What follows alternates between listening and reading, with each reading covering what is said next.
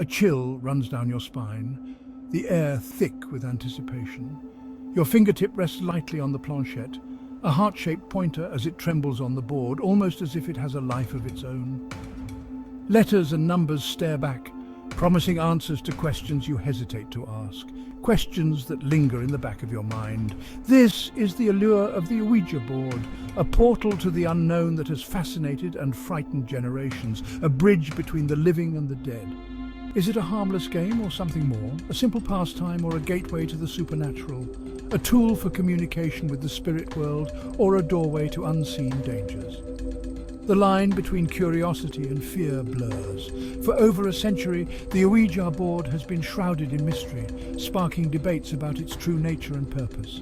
Some dismiss it as a parlor trick, a game of imagination run wild, nothing more than a clever illusion. Others believe it to be a powerful tool for contacting spirits, a belief fueled by countless stories of eerie experiences and unsettling messages that defy explanation.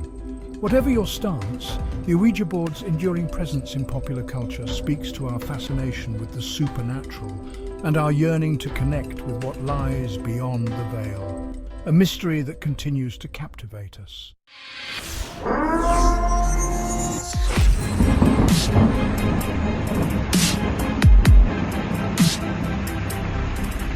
Hello, everyone. My name is Chastity, aka the Luminary Luna Beams. And I'm Emily, the fine art medium. And we're two mediums that specialize in the paranormal. Our purpose is to shed light on what goes bump in the night. That's why we call this podcast Lights of Midnight. Loud. Bing, bing, bing, bing, bing, bing. Hell to the no. To the no, To the no. no. All right. That was from our live this past week. If you haven't checked it out, please go check it out. We had people come on and share their scary stories. So that was a blast. We had a lot of fun. Thank you for everybody that came on, and thanks to everybody that showed up in the chat. It was a lot of fun. Unfortunately, maybe Emily can join us next time. She's getting over a cold. So yay, Emily's feeling better. I'm feeling better. We're alive, I think. I'm alive. Yeah, but today we are going to talk about the dead.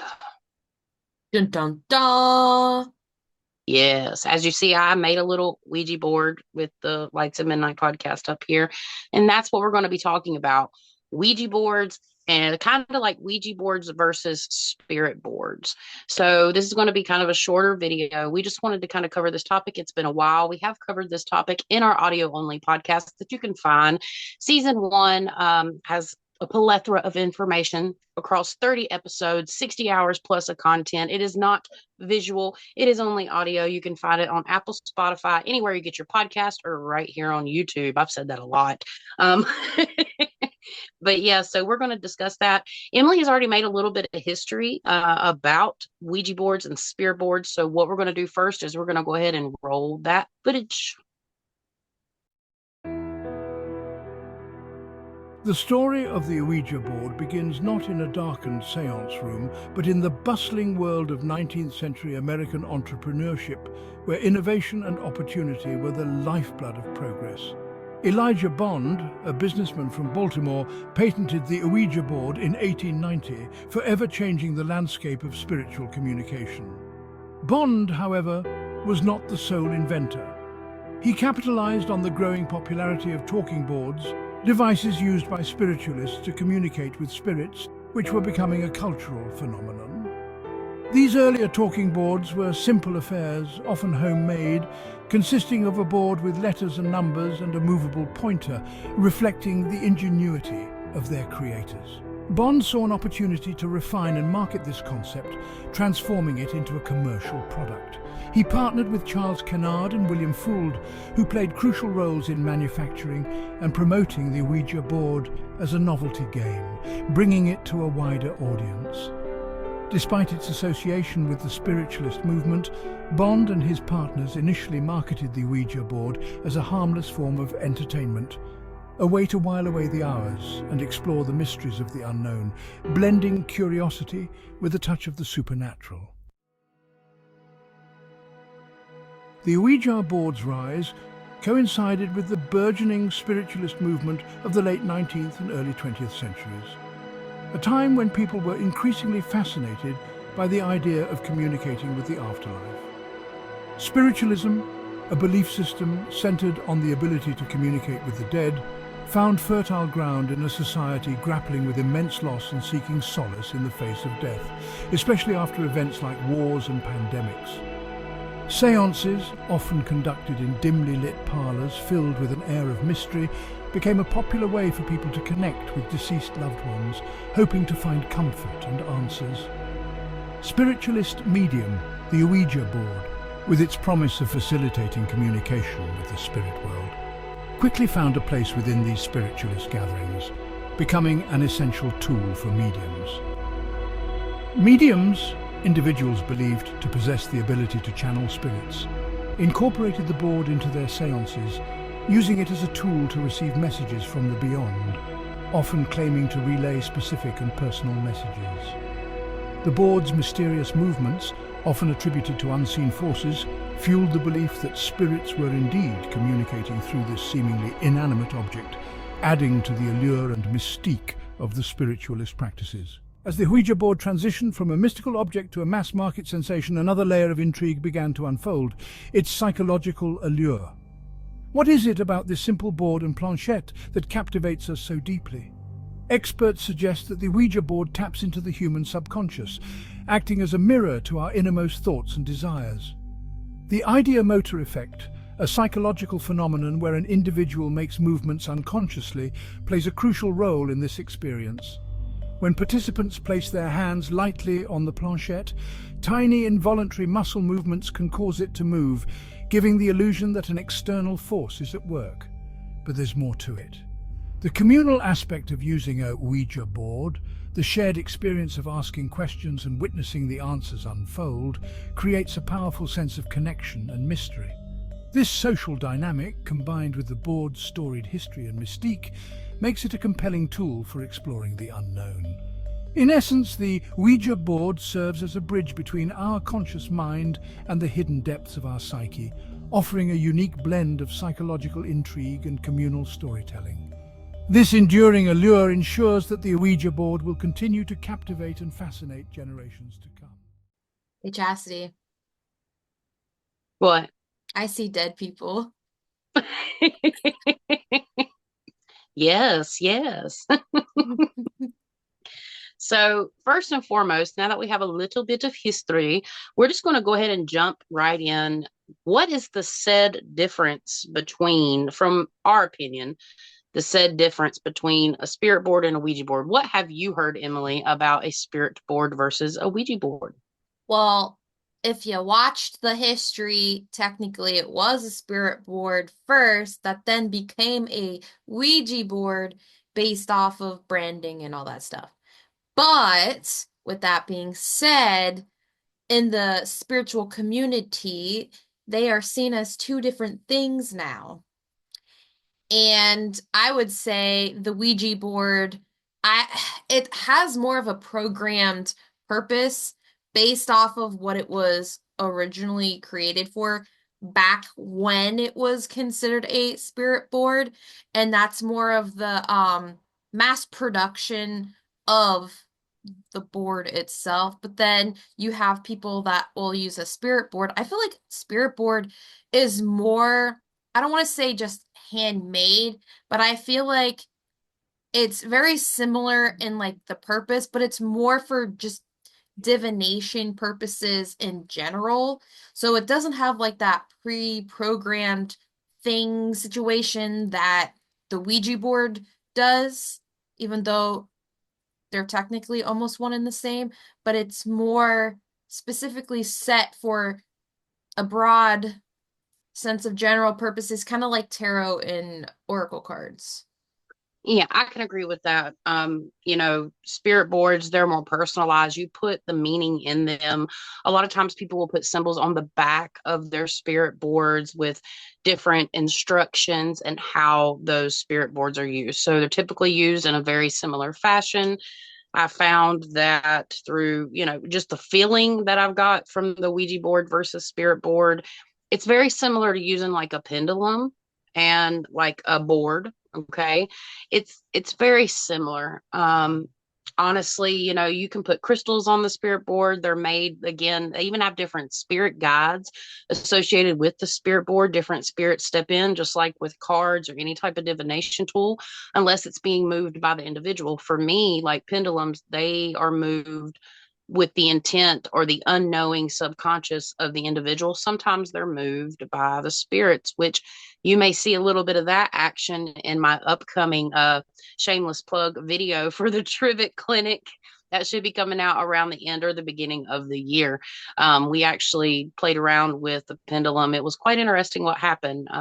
Can't really say much more. I don't want to spoil it, but it's the same principle. But for me, there is a difference, right? And now I guess we're going to move on to how we feel about the differences. So, Emily, would you like to share what you feel about the differences in your opinion rather than just what it is?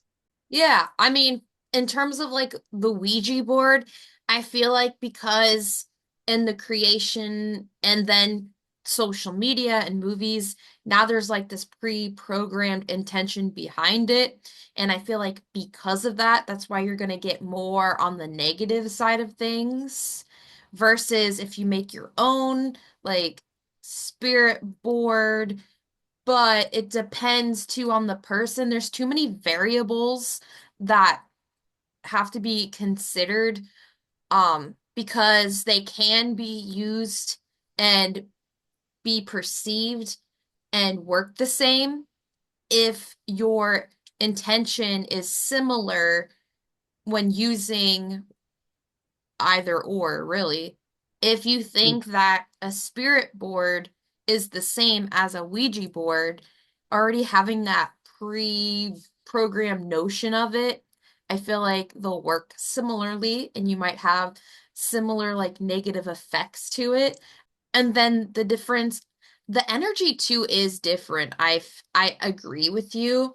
Like a spirit board, because it doesn't have that programmed program like intention behind it, it feels lighter, but it still casts that signal up for things to interact with it.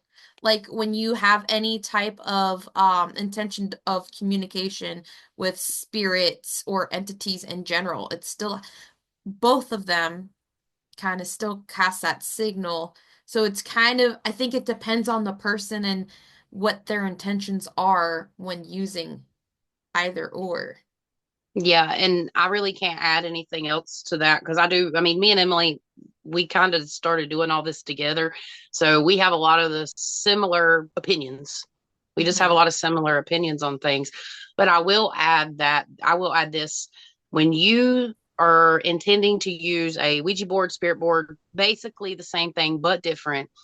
The person that has the spirit board, if they make the spirit board, generally they have some type of background or occult knowledge and know what they're doing with that spirit board if it's made personally for them. If you're making spirit boards to sell, then this can kind of shift because you can just go anywhere and get a Ouija board and pick it up and not know how to deal with it properly.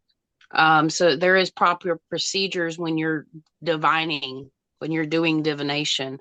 And there is a difference. I know it seems like there may not be a difference, but there is a difference between using a board to a degree and using cards and using pendulums and all of the such.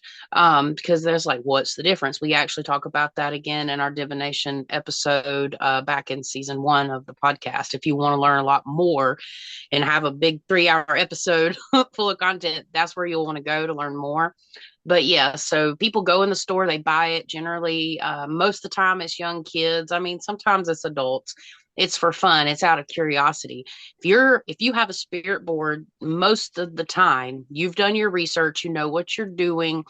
It can be a little bit of an easier thing. A lot of times too, like y'all seen the Hecate video that the Paranormal Files did. She actually had a lot of like binding spells and rituals, and she had the Seal of Solomon, and she had a salt circle for containing the entity that, or Hecate, how some people say it, off to the side, and talking about reaching around.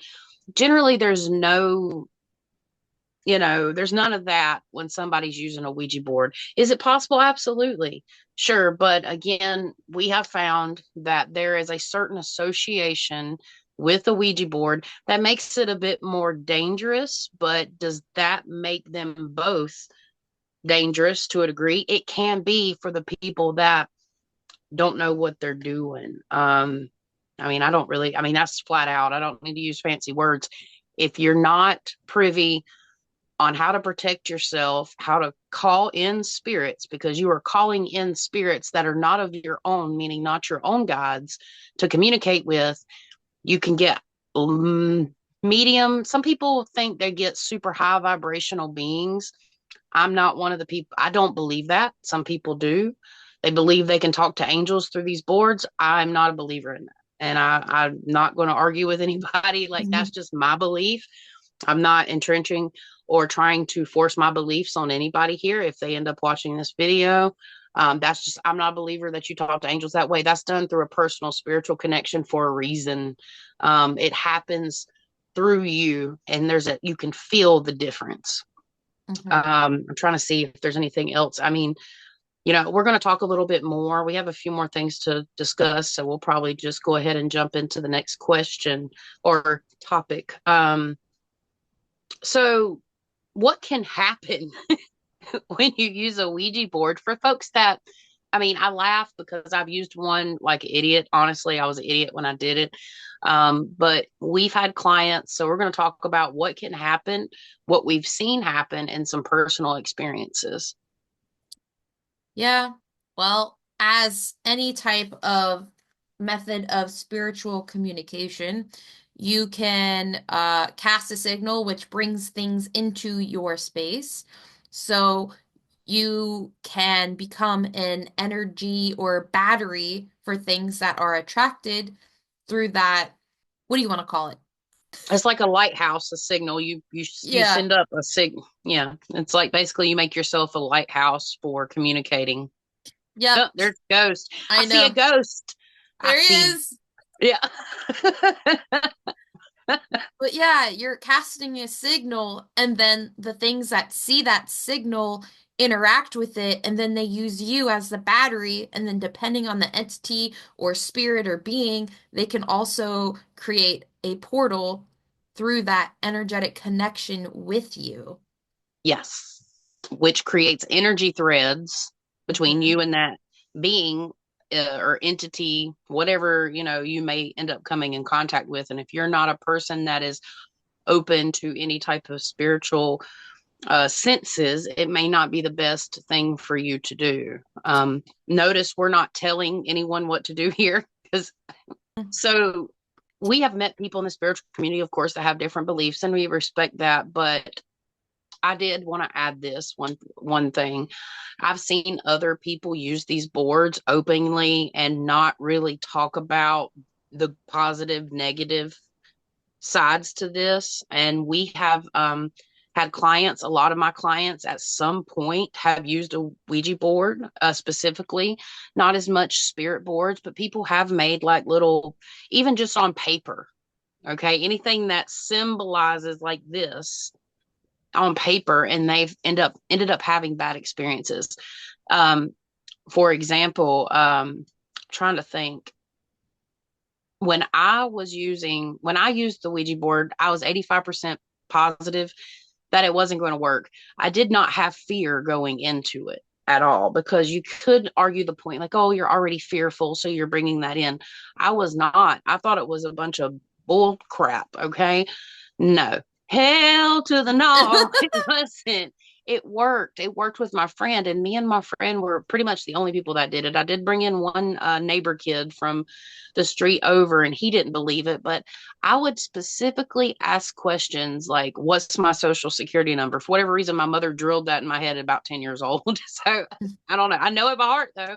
So I would ask, so what's my social security number? My friend does not know that at 12 years old. And it did it. It did it. Ask a lot of things. Some forbidden questions I wish I never would have asked. I asked the first name of the man that I would marry. It didn't give me a name, but it gave me an A. His name was Anthony. I did marry an Anthony. It knew a lot. And we have clients come in that use these things, but eventually end up becoming haunted from these types of things. Specifically, if you get a spirit that can see that far into the future, you're not communicating with an angel. You're not communicating with high vibratory beings, in my opinion, like super high vibratory beings. Maybe middle neutral beings, that's possible. Beings that may not mean harm, but it's what happens after that you have to pay attention for. This thing knew way too much about my future, but not enough, but enough of my present and future to freak you out. And that's generally classified as like a darker, more malevolent being. If you get just a random ghost, they don't normally know that much. They can tell you what's going on and what has happened, but when you start going into the future, that's when things shift. It's not like taking a deck of cards and throwing out, the probabilities and stuff. I've seen fantastic like things come from cards, but it's done in a high vibratory sense. Having that fear or just going into it knowing that you're going to connect with some random spirit and you're okay with that brings you that. And that's what we've seen. It starts off slow. Like, do you want to talk about some of the things like paranormal happenings that have occurred around in an individual using a Ouija board from your experience? Attachments. A lot of, because they have that communication, it creates the energy threads, which is a good way to get an attachment. I've seen I've seen locations become haunted. More than, most often I just see attachments, and it's always something not good. And then it always is something that plays on the traumas. And I see a lot of like people's lives spiral. Yeah. I see a lot of people then have like addiction issues, especially like if they started younger and then all of a sudden, like as they go through life, like they're having addiction issues, they're having mental health issues, they're having all these issues, Mind, body, and spirit problems. Health issues. There's a lot of that, a lot of nightmares, sleep paralysis, shadow figures, phantom pains, phantom illnesses, things moving around your house, things disappearing from your house, like you name it. It gets pretty bad. Possession. Yep.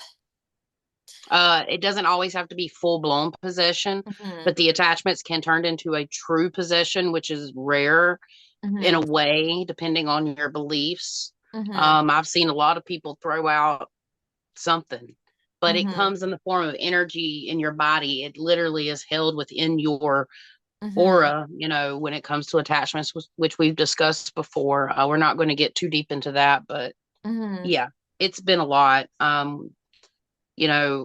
Ultimately, I've said this before, it's funny, I know, but we played with that Ouija board about 5-6 times, got a bunch of information, and the last question we asked, which I don't know why, because obviously we were 12 years old, was, "What's your name?" And it spelt out Jesus, which was the wrong thing for two Southern girls. I say that grew up in the suburbs, but not quite. I grew up on South Side, okay? And it was still too much. So we never touched it again. And I had a lot of depression issues, self-harming thoughts. Things got worse around my house between my parents.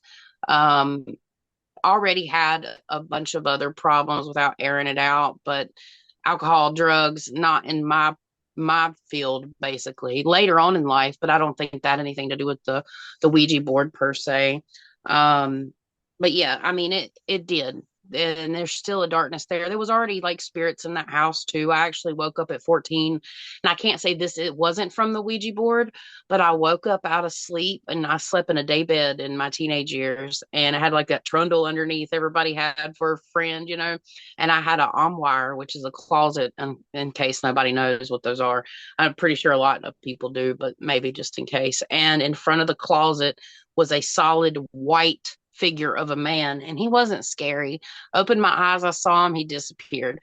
I think that was the man that passed away in my home. He actually drank himself to death in the 1940s in that house. It was a pretty old house. Um, but yeah, it can cause a lot of problems. And, you know, um, how to get rid of it, spiritual protection practices, procedures, that never changes. We go over it all the time. I mean, you get your spiritual protection routine, you get, you know, sage. If you can't do it yourself, just seek out somebody that is more keen to help you. I don't like using the word professional, but in this case, like more professional help, or people that have knowledge on how to do this.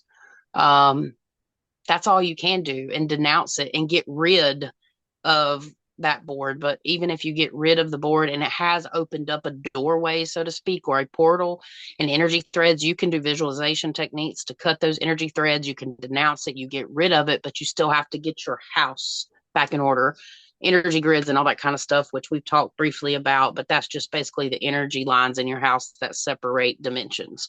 I won't go any further into that because it starts getting into things that are like way out there and more advanced. And I don't always feel comfortable talking about it to the masses. And it's nothing against y'all. I just don't. But the last thing, you know, I guess we could say is it possible to use these boards and not have a problem? I think it depends on the person, how skilled they are, how knowledgeable they are about the occult, and how like energy works, how their discernment is, like how skilled they are in their mediumship. Um, as if they know how to do all that stuff, I feel like there's no reason why there can't be some successful like attempts, but I feel like more times than not, because you're casting out that signal, it's going to attract anything and everything in that vicinity of a similar or lower vibration.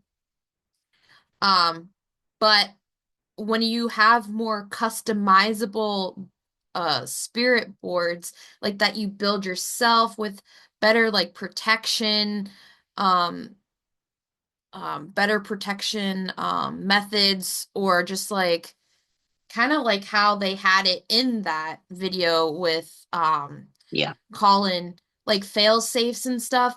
I Yeah. think it is possible to be okay, but I would say if you're not very knowledgeable, I wouldn't recommend messing with either. Yeah, I can 100% agree. It's not something you just want to do on a whim for fun. If you want to connect, I would highly recommend getting like an oracle card deck. Even that, if you're in a bad space or a bad frame of mind, you still have to use it with positive intent. Anything you do with divination has to be through positive intent, and always ask for divine guidance of the Most High. If you're that Mhm. kind of person, we understand that there are people out here that work with all types of energies. And if that's your thing, that's awesome. You do you, boo. Mhm. This is what we teach people that are just coming into understanding. You can go whatever direction, the left, the right hand path, whatever you want to call it. You can go whatever direction you like, but it's always good to do your research first and not just jump into anything because it's fun. And I would also recommend not trying any of these things in your home if you're new to this kind of stuff. Um, yeah, I don't really, I mean, you may have some more things to add, but for that particular topic, I don't. So there's a dream I had that I didn't tell you about. Okay, it Mhm. was part of that fear dream, like they were testing me and stuff. And in the beginning, there was a man there talking to me. I don't know if it was like a guide. He didn't look familiar, but he was talking to me, like going through the fears. and stuff. And he said, you know, you used a Ouija board, right? And I was like, what? And it's interesting because I have no recollection. But upon like talking to my childhood friends, my one friend, she's like, "Don't you remember at this party, like we used a Ouija board?" And I was like, I have no memory of that Oh, whatsoever. And I'm just like, what if I did and it's blocked out? possibly. It's possible. But it would have been when we were like 13 or 14. Yeah, that's That fascinating. Yeah. You never know. We forget some of the dumb things we do as kids. Specifically, if it wasn't very eventful, it could probably be something you would forget, you know. hmm Mine was definitely very eventful, and it was wild. The only I thing tried. I can think of is maybe I was there when they were doing it, but I don't remember like I feel like I would remember if I messed with the Ouija board. Right. But Well, even being there, but I mean, if you didn't have anything happen directly afterwards, it's probably okay. I mean, they claimed they saw a figure, but I don't I Hmm, don't remember any of it if it did that's happen. wild. So, Huh. I don't know. Interesting. Yes. But yeah, guys, this is just a brief overview of our thoughts on the Ouija board and spirit boards. Again, these are just our opinions. This is just our perspective. Everybody has a unique one. We can't cover every single topic in the world, so I'm sure we probably left some things out. We just wanted to bring you guys a video. Maybe it'll reach somebody and help somebody understand the difference and whether or not maybe they want to do it or not, or maybe even do more research if you do decide to do this kind of stuff. Um, I could go on and on about talking to people that have chose a darker or a lower, what we consider a lower vibrational path, and come back around and realize what they actually did wasn't for the best. And some people it works for. Some people they really thrive on it. We're not knocking anybody's spiritual beliefs or practices, but this is just our opinions on how we feel. So. If you have anything to add or any topics that you would like to hear us cover in the future, please let us know in the comment section down below. Got tons of videos, tons of content. If you're new, definitely go check it out. Give us a like on the video if you don't mind, and subscribe if you don't mind. We will be doing a reaction video soon where both of us have been sick for like, it's been 3 weeks since I first got sick. And Emily, she's just now getting better. We were going to do a reaction video this week, but Emily wanted to wait just a little bit longer to get fully healed, which is completely understandable. I have something in mind that I want to cover that I've been wanting to cover for about, I don't know, 3 or 4 weeks now. So if I can get it in and we can pull it off, we should have a reaction video for you guys next week. Litty titty. Yep. All right, guys, that's it for this video. And as always, until next time, peace out. Hey, if you have a haunted story you want to share, you can email us at lightsatmidnightpodcast@gmail.com. Get in touch with us there. We'd love to hear from you. We really appreciate y'all hanging around and checking it out. And yeah, thank you so much. We are super excited to bring you some super awesome content. We really appreciate you guys checking us out. Thank you to all that took the time to listen to this week's episode. Your support means the world to us. And remember, all of us have the ability to shine brightly and shed positivity even in the darkest of places. Stay safe, stay well, and light it up!